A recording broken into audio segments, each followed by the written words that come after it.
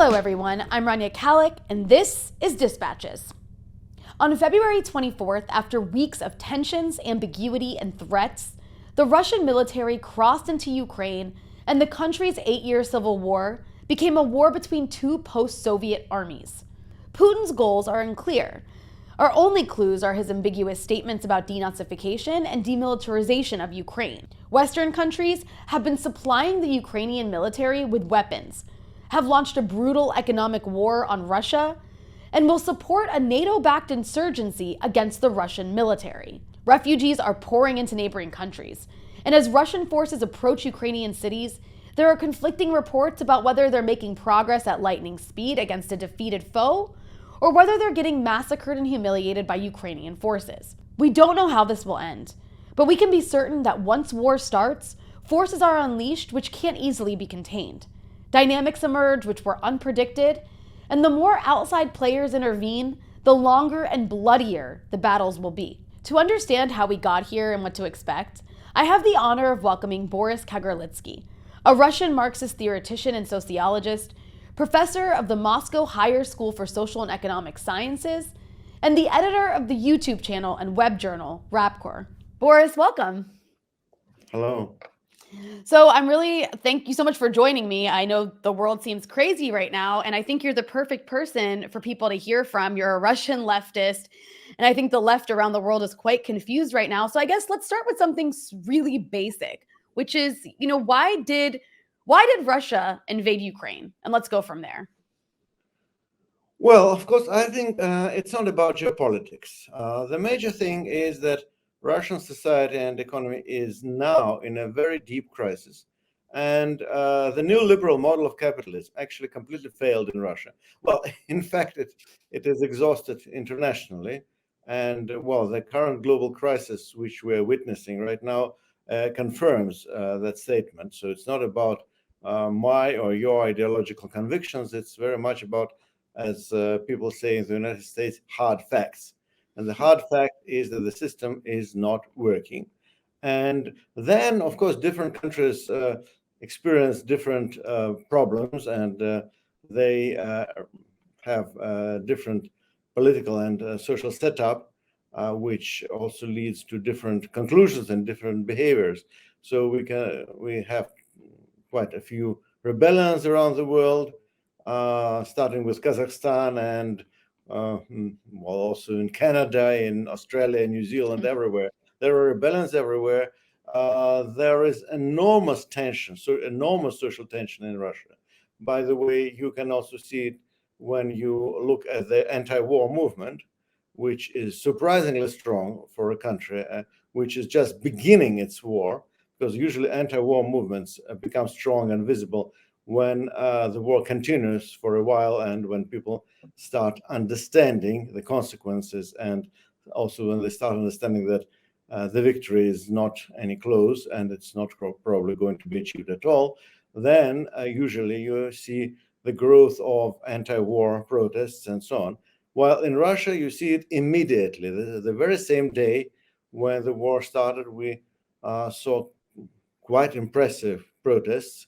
And given the way they were brutally repressed, one can see that it reflected also a lot of motivation for those people who went into the streets, and there were quite a lot of people. So it's not only because of the war. The real background reason for that happening was that people were fed up with the current economic, social policies and with the current government.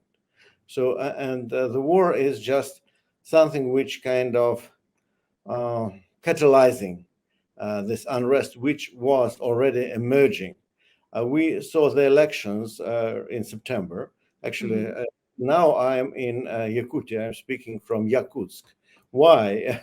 I'm not speaking from Moscow. Yakutia is one of the places, one of the regions in Russia where opposition Communist Party actually won elections against the background of electoral fraud. Electoral fraud was massive around the country, and it seems that the opposition actually won the elections. You see, the point is that the opposition won the elections, and then the elections were stolen, which is pretty expected. Nobody expected otherwise. but still it was a very important sign and a very important signal that the government party actually lost the election, and only with the help of massive fraud they managed to keep themselves dominant in the State Duma. Everybody knows that Putin or anyone who is going to be appointed by Putin is not going to be able to win any kind of free elections, any kind of clean election, even at the same level as it used to be a few years ago, because we had electoral fraud before, but not as much as this time. So usually they added like 10%, maybe 20% to the vote of the government candidates. Now it seems they added like 70%.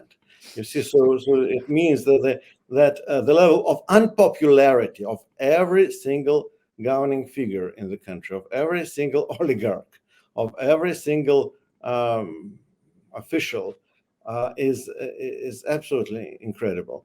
And then you see a very standard reaction of the people in power. They remembered that in 2014 there was a lot of patriotic enthusiasm about Crimea being retaken by Russia. And by the way, honestly, I think it was the right thing to do, because people in the Crimean Peninsula really wanted to be part of Russia.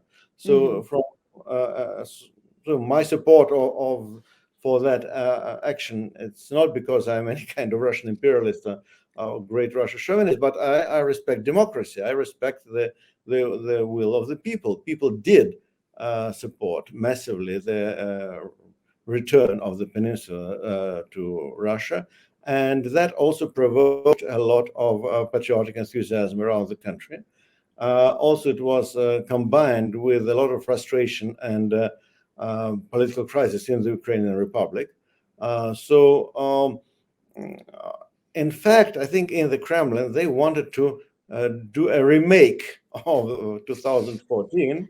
But as in cinema, in cinema, you rarely get remakes as good as the original. Remakes usually are much poorer, much worse than the original movie. Yeah, right. And this was exactly the case, because they completely miscalculated. In many ways, they miscalculated not only in terms of military balance of forces, not only in terms of how Ukrainian society would react to these events, to these actions, but also they miscalculated about Russian society, because the decline of popularity of Putin and others is irreversible, and it has nothing to do with politics. It's mainly because of the social policies. And the turning point was the pension reform, which was devastating. It was really devastating for millions of Russians, and it was opposed by 90% of the population. And Putin actually accepted personal responsibility for the reform. So that was the turning point. So the society became totally hostile to the existing institutions of power. And then you see this group of people in the presidential administration and Putin's entourage who completely miscalculated, because they thought, okay, we are going to have a short and successful war, a little war, just to improve our rating. And of course, yes, there are also some other considerations. And again, by the way, some considerations were quite acceptable, because really there is a problem with Western expansion. There is a problem with the policies of the United States of America in Europe. There is a problem with the way European Union handles the Ukrainian crisis, because yes, they kept expanding their military bases. They kept expanding their kind of military and political presence in East Central Europe, and of course that led to Russians feeling that they are kind of encircled, that there are real reasons for security concerns, which were expressed by the Russian government and Russian diplomats. So this is true. but it explains very little, you see. Why? And there are two reasons. First, you should understand that all these problems exist for years and years and years and years. And Russian government and Russian diplomacy did just nothing. They just did nothing when they had possibilities which didn't exist, which don't exist now, which existed before. So they had a much better situation in terms of having more allies, having more resources, and so on. They had more opportunities to do something about it. For quite a few years, they did nothing. On the contrary, in many ways, they just surrendered one position after another unilaterally.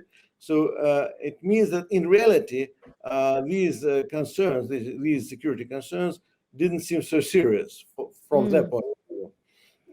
More, say, on the Ukrainian crisis, again, these two republics, Lugansk and Donetsk Republic, again, I should express my position. I supported their independence because I support the self-determination of people. And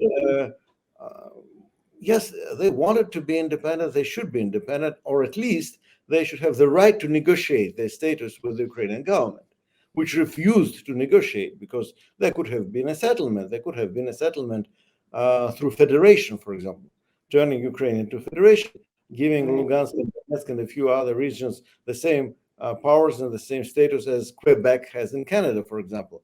Canada didn't disintegrate because of Quebec, even though there were plenty of problems. However, Canada managed to stay in one piece.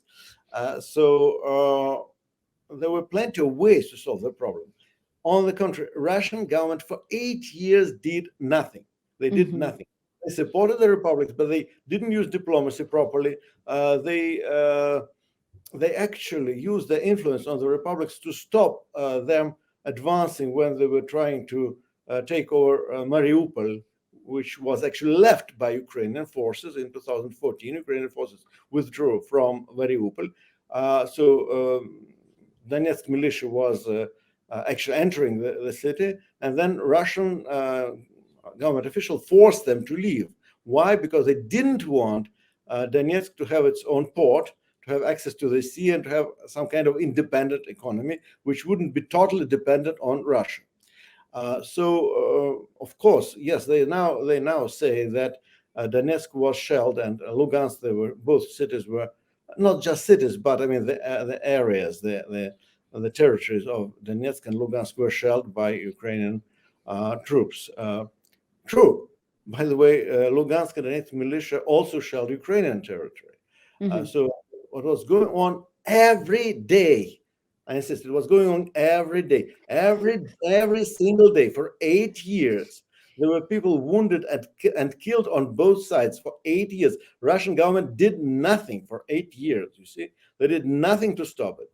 They did nothing to use diplomacy or even military force to stop it. Then, just of a sudden, they said, now we are very much concerned about what's happening on the border, on the front line between Lugansk and Donetsk militias and the Ukrainian forces. Right, all of a sudden, without any explanation, what changed? Nothing.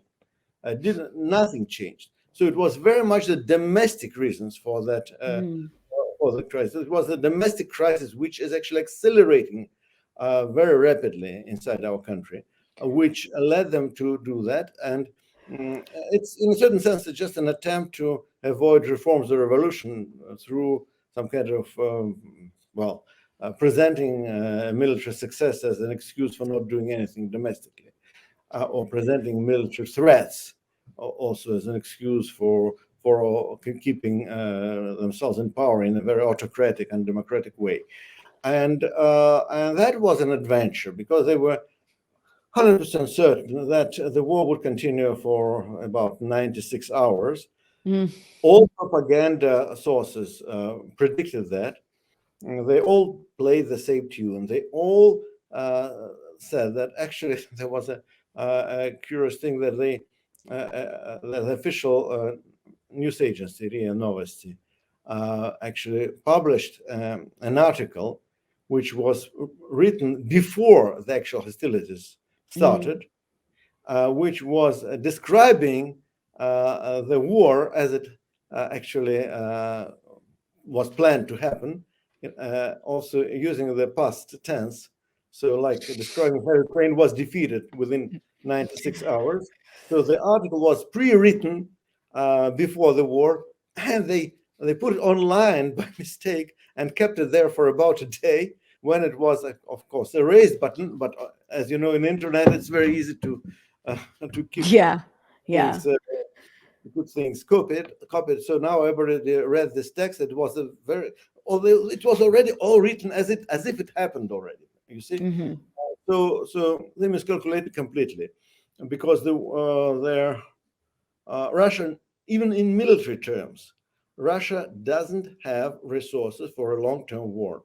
Russian military don't have, among other things, enough fuel and ammunition to fight for more than 10 or maybe 15 days properly.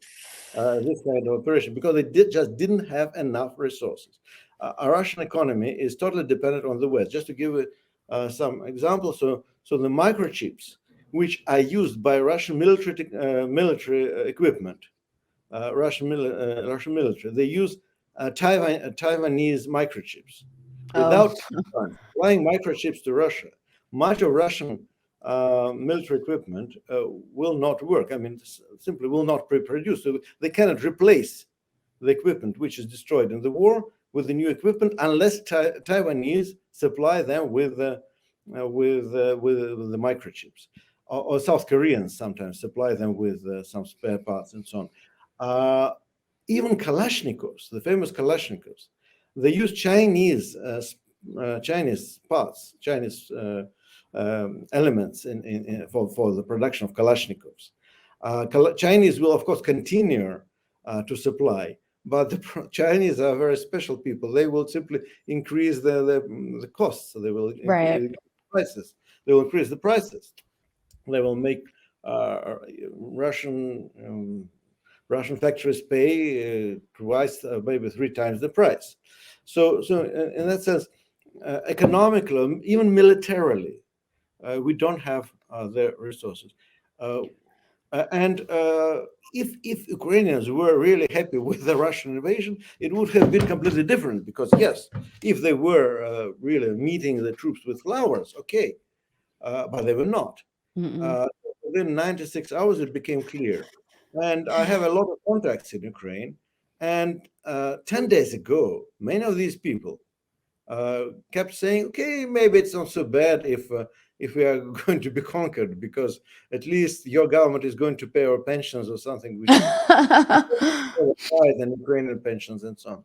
So if your government is going to pay our debts, it's not so bad to be conquered. But that was no, it's very Ukrainian. It's very Ukrainian. Ukrainians are extremely practical people. I should say Ukrainians are famous for. Russians have lots of jokes about practical Ukrainians, and it's really true. Ukrainians make jokes about that themselves.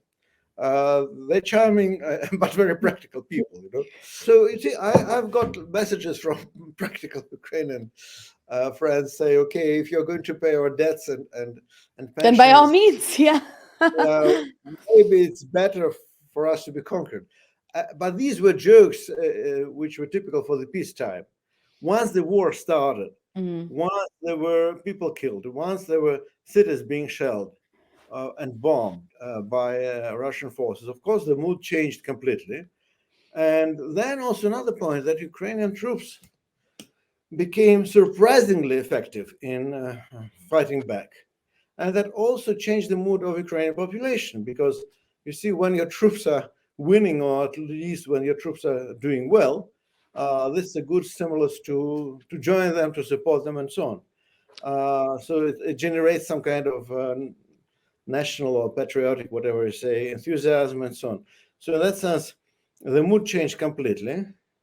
Ukrainian troops happened to become a much tougher adversary for the Russian army. And on the contrary, the Russian army happened to be much weaker than expected, because they didn't have enough professionals.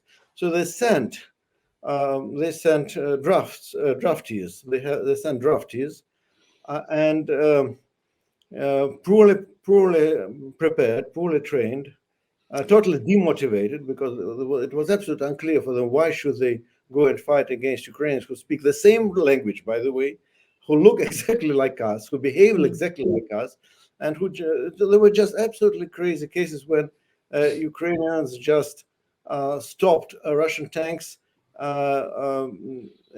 Ukraine without shooting. There was Right. a funny case when Ukrainian police stopped a Russian tank. It was just traffic police which stopped a Russian tank, and the tank stopped. When traffic police told them to stop, they stopped because they it was exactly they would have done exactly the same in Russia. So Right. going along the road, there was the traffic police. Police says stop, and they stop. So it's and many of these guys, they just thought they were going to have maneuvers or have some kind of training. They didn't know they were going to war, so they were totally unprepared. So the moral situation of these troops, the moral is very low. Yeah. And so people are very demotivated. Also, they were expected, they were told, some more professional guys who were real military, they were told that, okay, Ukrainians love us and there are just a few Nazis who hate us. By the way, Nazis are the people who have exactly the same ideology as Russian Nazis, who are very much welcome in Russia. Just instead of speaking like Russian Nazis say, glorious Russia, these guys say glorious Ukraine. So you Right. say glorious Russia is okay, glorious Ukraine is not okay. No, it's the same thing. And but okay, some military professionals were told, okay, you have to liberate Ukrainians from a bunch of cruel Nazis who have taken them hostages. So people will meet you with flowers. There were no flowers; there were bullets. Yeah. And then what happened is that now we're facing a really demotivated army against very motivated Ukrainian force. And so far, no major cities were taken over by the troops from Russia. It seems that the quantities of resources which become available to Ukrainian side, the quantity of resources is increasing massively because the West is. The army is demoralized and the society is very angry. And it's not that, I think it's not that the Ukrainian side is so much winning, but the Russian side is very much losing. And it's losing morally and psychologically, and it's losing politically. And you see that, for example, the popularity of Zelensky is increasing. It's just skyrocketing. Though Zelensky was a very weak and unsuccessful and incompetent president. But once the war started, well, now he is a hero. Yes. And Putin is exactly the opposite. Putin's popularity was already going under, and now it's going under even faster. Though, of course, you should say that you should understand that. Just coming back to one important point, that all I'm saying is not about let me say it, formulate it so. You should just note one thing, that while I'm saying about the responsibility of Putin and his entourage for the war and the failure of Russian military machine in this war, it doesn't mean that there is any excuse for the policies carried out by the West in Ukraine, because the West shares its part of responsibility, shares the responsibility for the conflict. The West shares the responsibility for the conflict. The West shares the responsibility for the current mess. The policies of the European Union, the policies of the United States, as well as the policies of Russia, and as well as the policies of the current Ukrainian government, they were all totally irresponsible. You see, all sides were totally irresponsible. All sides completely neglected the dangers of escalating the conflict. So it's a bit like the beginning of the First World War. In that sense, it's a situation when you should say who are the victims. Ukrainian people are the victim, sure. Yeah. But there are plenty of other players to be blamed. And all major powers are to be blamed for the current disaster. So that says there is no way we should praise the West for what it was doing in Ukraine. We should blame Russian government for what it is doing now, but we shouldn't praise the West for what it was doing for years in Ukraine. And I want to get to the West and its escalatory rhetoric and actual actions. But first, you mentioned this a little bit, but I'm curious if you could talk a bit more about the support or lack of support for the war in Ukraine, both among the Russian elites and then as well as on the popular level. You were talking, I mean, I know that most Russians supported annexing Crimea many years ago. Not so many years ago, some years ago. Well, some years ago, but now, now with this war, I'm, there before the invasion, I think there was a poll done that showed like a little over half of the Russian population would have supported some sort of military intervention. And I know you haven't gone around and polled the country, but just given the feeling among people around you, at least, or who you've spoken to, do you think most Russians support their military's intervention in Ukraine, or do you think it's the opposite?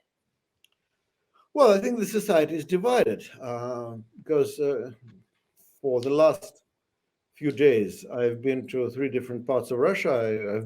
I've been at home in Moscow, but then I left for Irkutsk, and now I'm in Yakutia. So these are very different parts of the country with very different people, with very different social structures.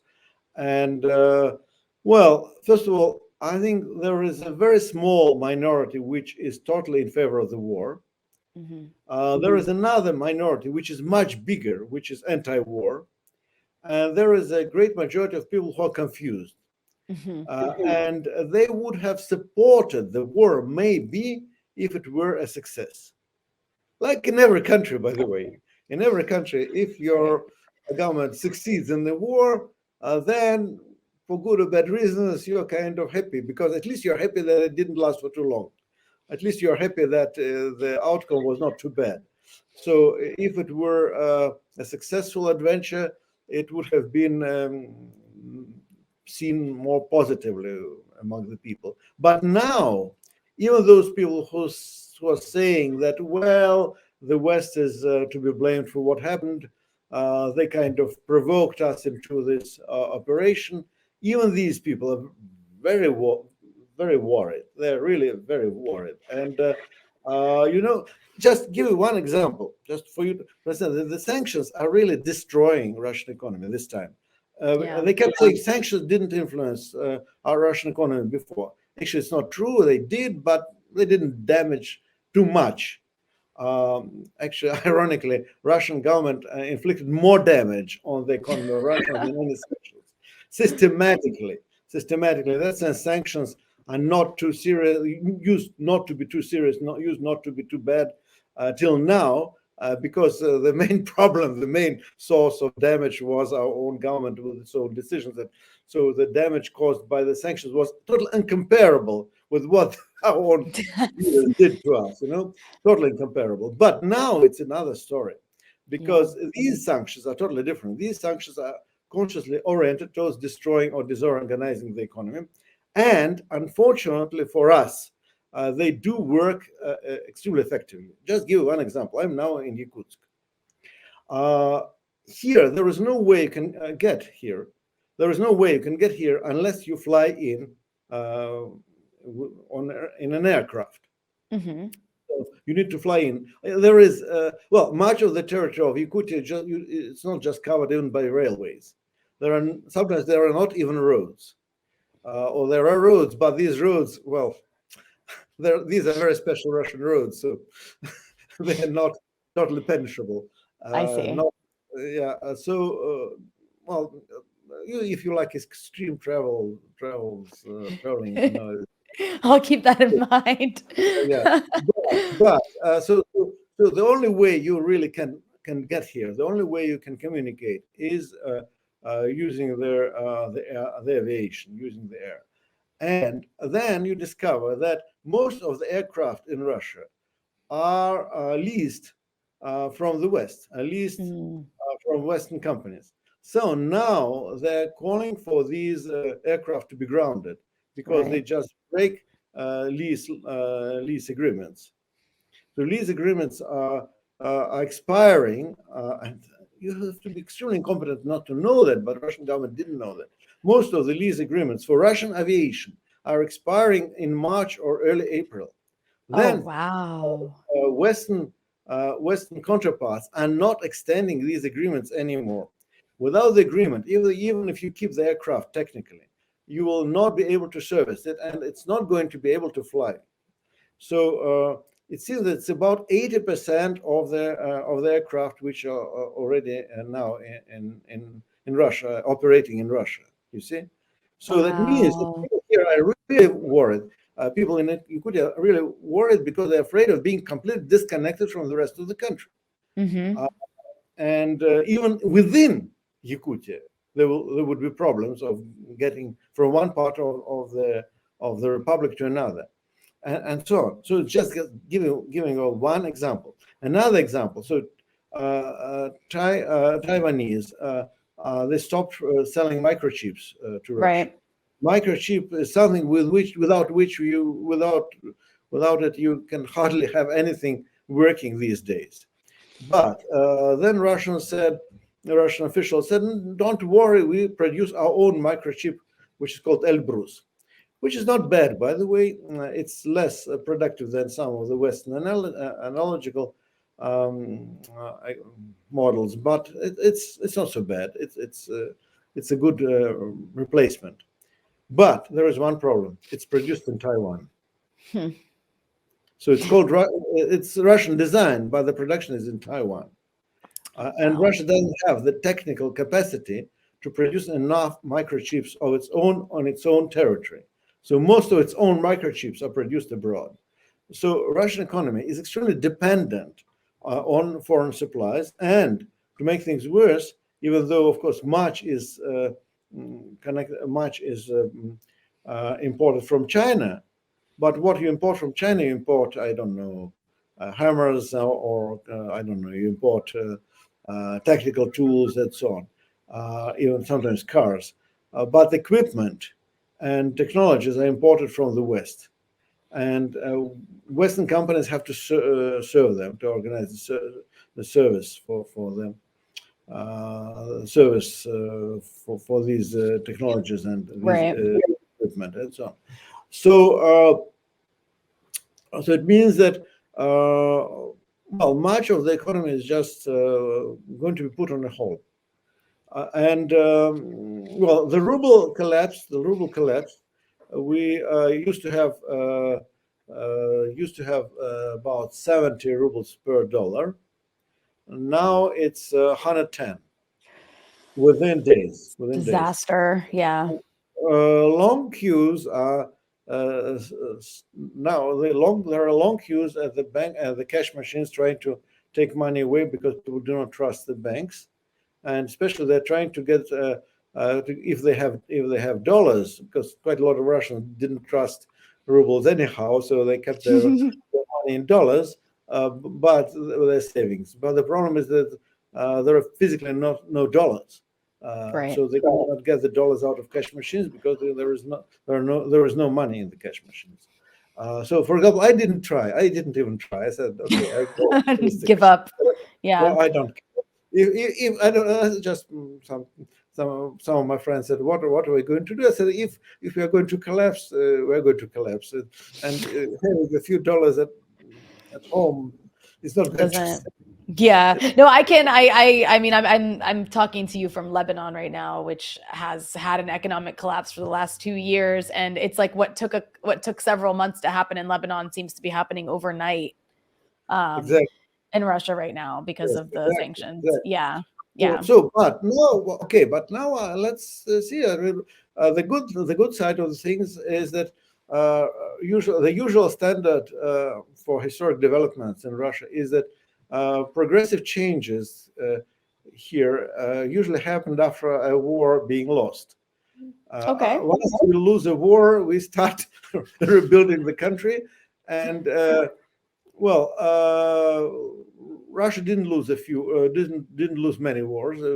Russia is famous for being quite militarily successful. But every time there is a war being lost, there is a kind of identity crisis, which at the same time leads to reforms and revolutions. So as we know, we had the Crimean War, which when Russia was defeated by British and French and even by the Turks, usually though mostly Russians defeated Turks once and again, and then with the help of the British and French, Turks kind of retaliated in 1850s, and this was a tremendous moral crisis. And then we abolished serfdom. Russian ruling class had to start reforms. For the first time, Russia got real courts with the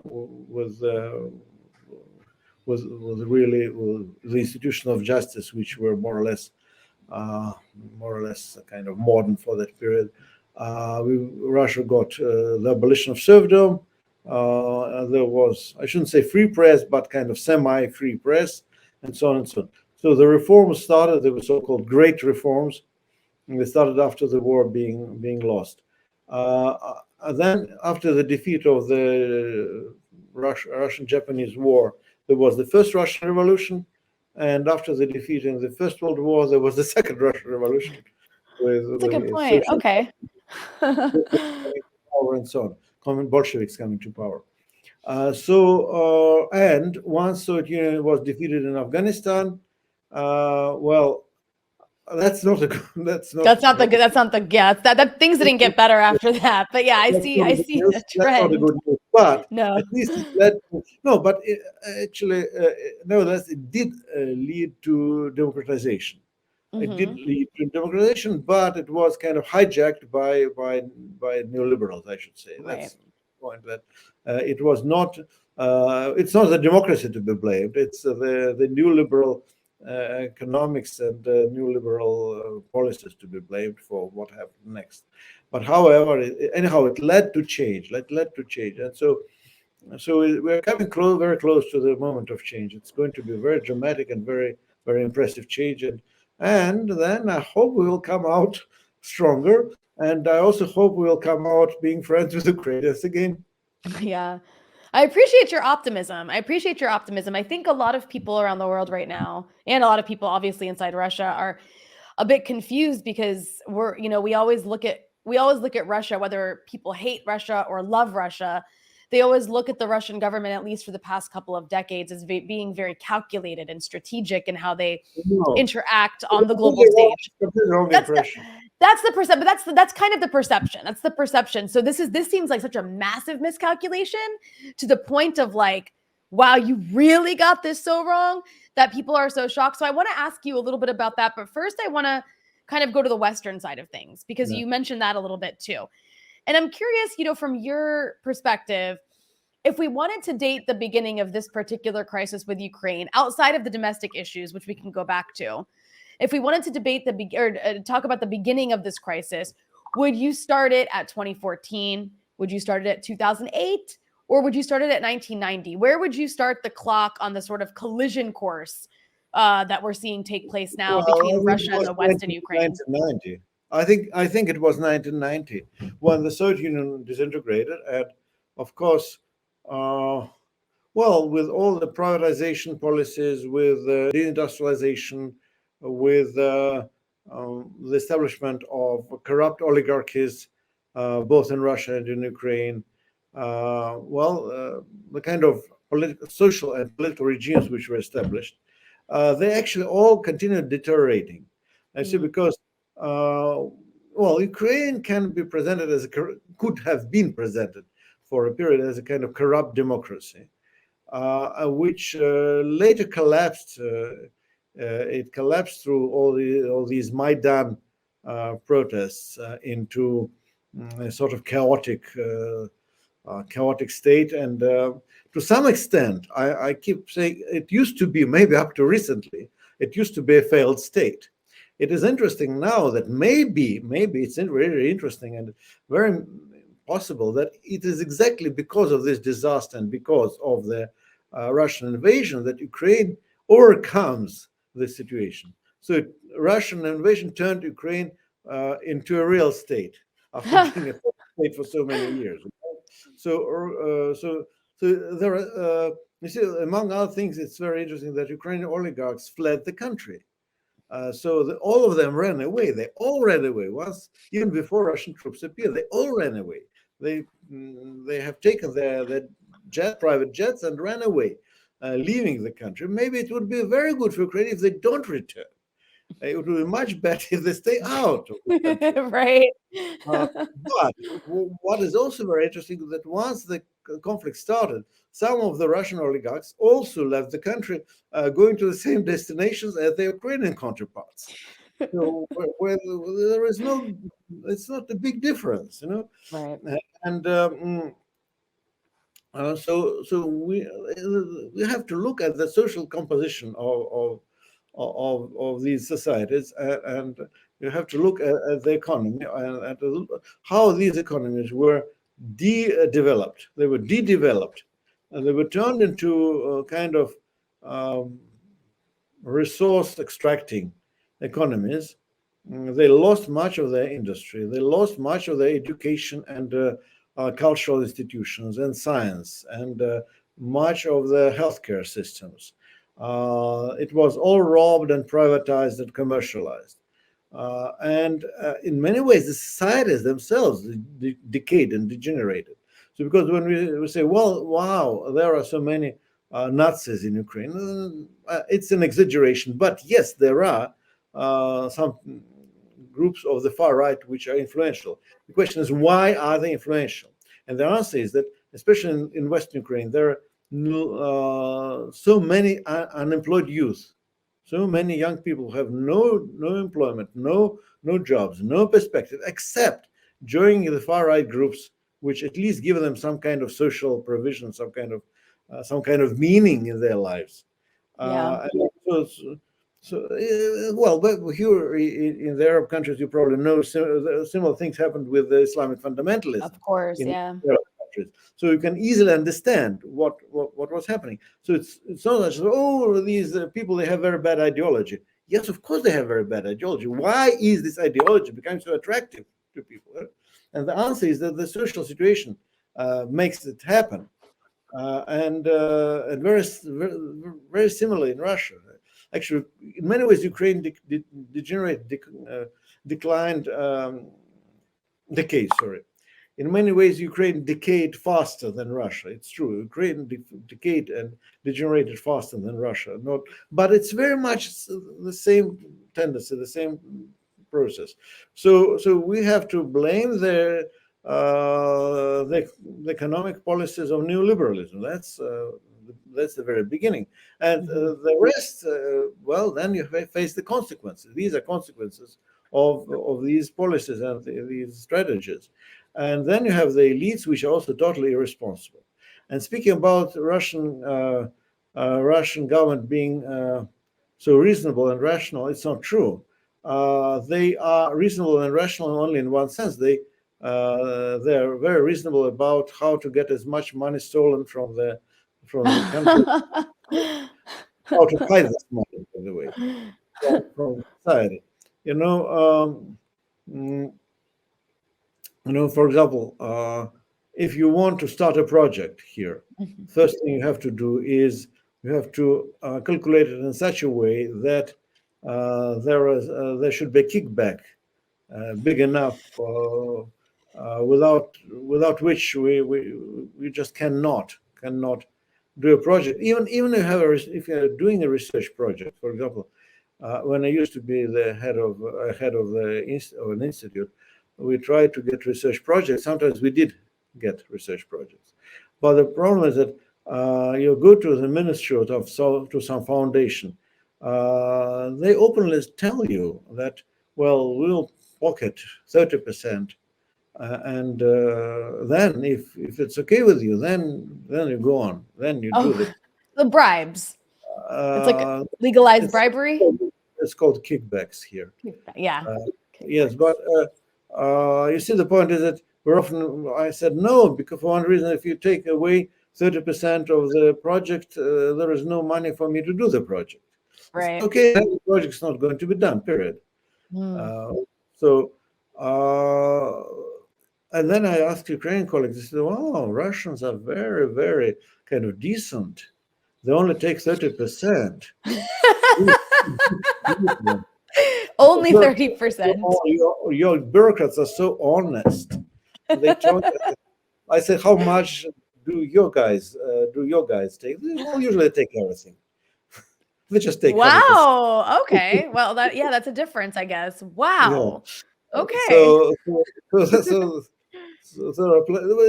it's not such a joke. Actually, it's for us. It's very serious. That's horrible. No, it's horrible. It's the way I'm telling you this story. It's kind of funny, but if you face it every day, I'm very often criticized for laughing at everything. But it's my Jewish nature. The way you deal. It's the way you deal with it. Makes me mocking everything. But it's pretty serious. It's pretty serious. And then what they really know how to do, what really they know how to do good, how to do well, is what they know how to do well is PR, public relations. So you see, if you go to any Russian region, see what is the biggest segment of the public spending. Usually, it's public relations of the governor or public relations of a particular institution. For example, in Moscow region recently, a few years ago, we had a big garbage crisis, and why did they fail to kind of get rid of the garbage? And the answer was it was a big scandal. The money which was originally designed to clean up the garbage was spent on public relations of the government. Oh my God, you're kidding! Wow. No. So that's why they didn't have enough money for the garbage. And now there is in St. Petersburg there is a similar crisis right now. Just recently they don't clean up the snow. So the answer, it was incredible. The governor's office, when they asked why the snow is not being cleaned, the governor's office said, "Well, by April we'll get rid of the problem anyhow." Oh my God! Because of the weather. That's well, it is true, but yeah. No, it's absolutely true. It's 100%. Well, but then they discovered that there is a lot of public relations, which a lot of money in the public relations. Then there was a very popular singer, Shnurov, who issued a video clip, a song about garbage and snow not being cleaned in St. Petersburg, which was extremely popular. Then the governor's office accused him of not being a proper citizen of St. Petersburg, not patriotic enough. Then Shnurov issued another song, which was called "Pardon Me," which was actually even worse. The way he asked him, "Excuse me, pardon me," but the song was even more aggressive. So it was like, "Okay, pardon me that I consider you such an idiot, please. Pardon me that I consider you to be so corrupt, please." So to repeat it. Okay, all right then. It's more polite. It's like a more pardon me. Yes, and sooner or later I'll write another song praising how good you are and so on. So and after the second song, all of a sudden, within 5 hours after the song was released, all the necessary equipment needed to clean up the snow and garbage appeared in the streets. Oh, so it worked. It was all there. They just didn't want to spend money on it. So basically this is an example of like the neoliberal rot that like hollowed out Ukraine and Russia throughout the 90s. And then you of course have the role that the Western countries and NATO have played in constantly, like you mentioned earlier, expanding around Russia and Central and Eastern Europe. And then this continues to escalate, obviously. And then I guess the question on everyone's mind is like, why now? Because you mentioned that Russia could have invaded. Like Russia could have done something 5 years ago, 3 years ago, 2 years ago. And I'm curious, Putin said, "Oh, I had no choice. We have no choice. We have to do this." And I guess my question is, how does decision making work in the Russian government? Because it did also seem like a lot of people around the government or in the government were totally confused and actually shocked by this invasion. So is it Putin alone making these decisions, or is it many different agencies and actors? And I guess I already know your answer to this, but do you think it's true that Russia had no choice? Well, Putin had no choice, but not because of the West.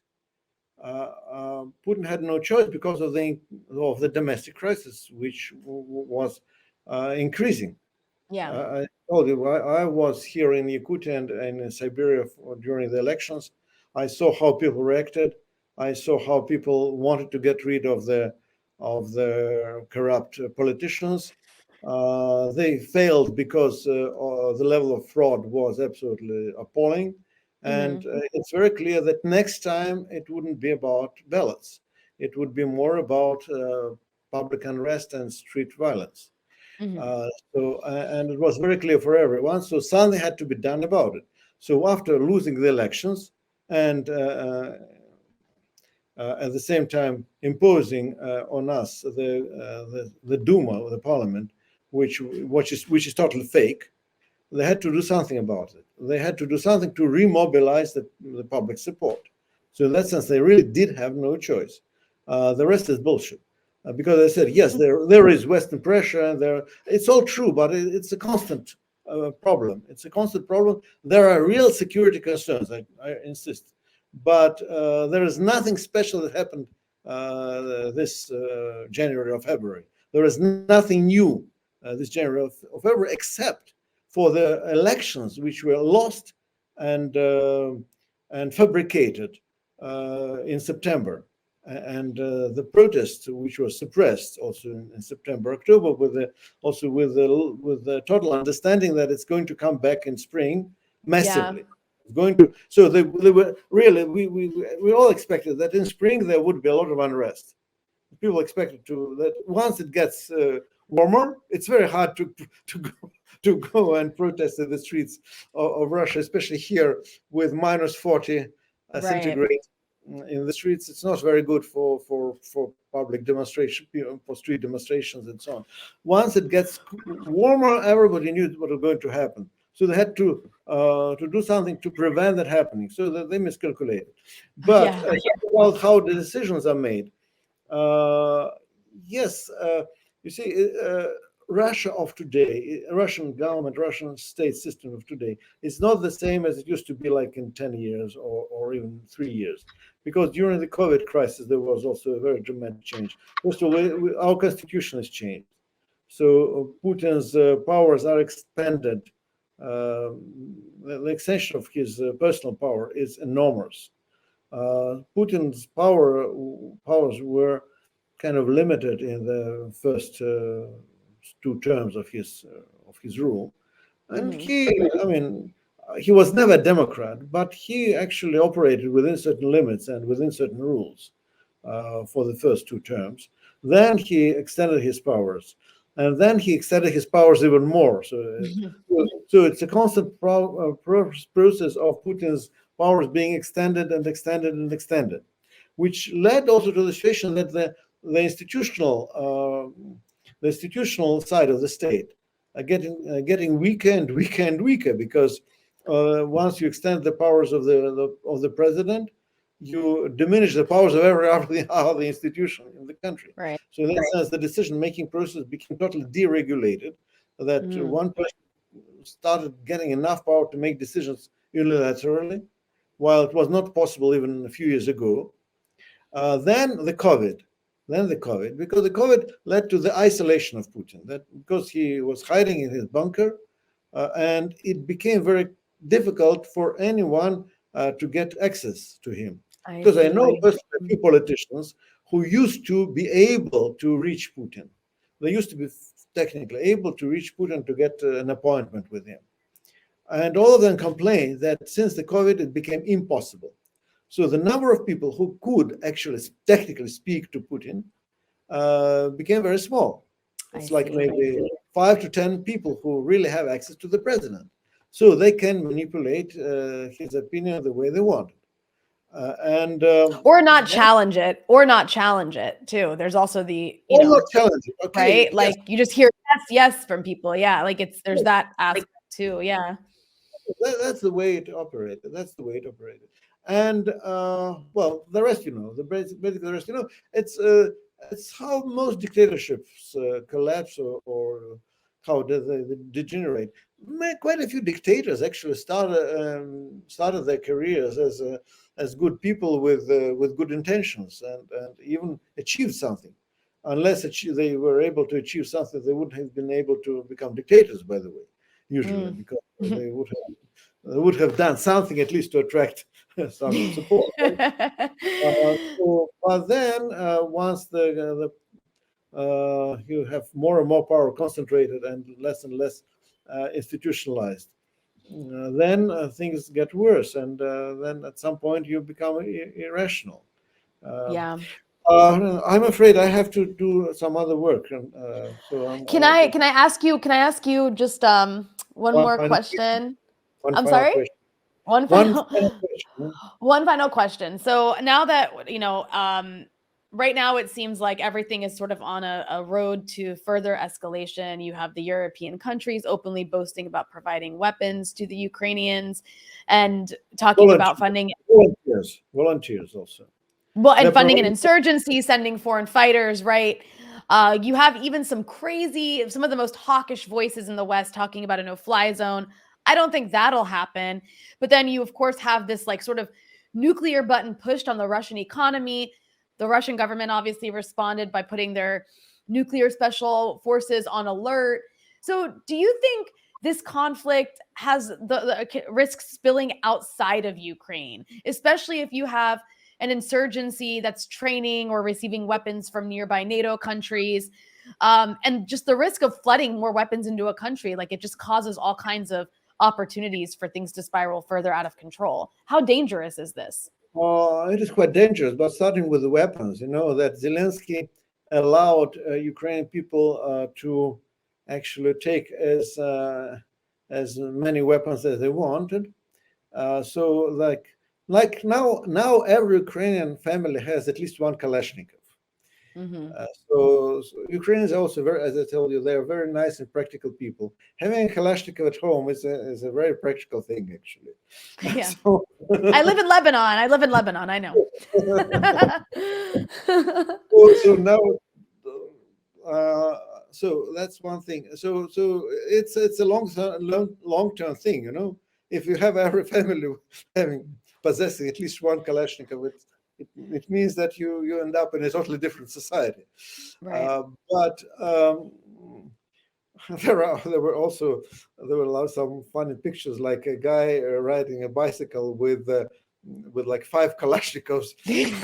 God. Okay, if they give me away, why not to take? Okay. No, but being serious, first, yes, the conflict is escalating, but it's now in the format of Russia against everyone, to some extent, including even China, because though China officially didn't join the sanctions, particularly Chinese companies which operate in the United States did join the sanctions, which is extremely damaging. So the economic consequences are going to be disastrous. And the good thing is probably that after the collapse, we would have to rebuild the economy anew, which is probably going to be not so bad if we change the political and social setup. So it means that Russia has no other choice but to go through very dramatic social and political reforms, or maybe some kind of revolution. There is no other way, unless Putin really presses the nuclear button, and then much of the northern hemisphere is out of play, so to speak. Which is because Putin keeps speaking about winning a nuclear war, being winning a nuclear war is possible. It's not so bad. A nuclear war is not so bad. It's not such a bad thing. It can be won. That's what Putin and his entourage keep saying, and that's what you get on the television almost daily. And then there is an idea that at least if we kill everyone, we will go to the paradise, and foreigners will go to hell. So even if all of us get exterminated, it's not so bad because at least we'll get to the paradise. So that's what you get on the television. Jesus. Yeah, that's unfortunately what you get on television, and that's not something which Russian people like. Actually, that's one of the reasons why Putin is not very popular with these ideas, because everybody knows that there is not such a big difference between paradise and hell once you get killed. Yeah, right. Well, that's about it. But as long, but if it didn't, if it doesn't happen, then we have to start reforming the country, and not so bad, because then of course, you see, there are social movements, there's a peace movement there. Interestingly enough, most of the official opposition parties are now under control of the government. They're not opposition anymore. They're totally manipulated and controlled by the government. But now we see the rebellion in the ranks of the Communist Party, for example. Like at least 4 Communist Party MPs spoke out against the war in different terms, because some of them are very cautious in formulating the opposition, but at least 4 people. And these are the people who will be leading the country, most probably, you see. Because now every time when anybody speaks up against the war, it is he's becoming a hero now here.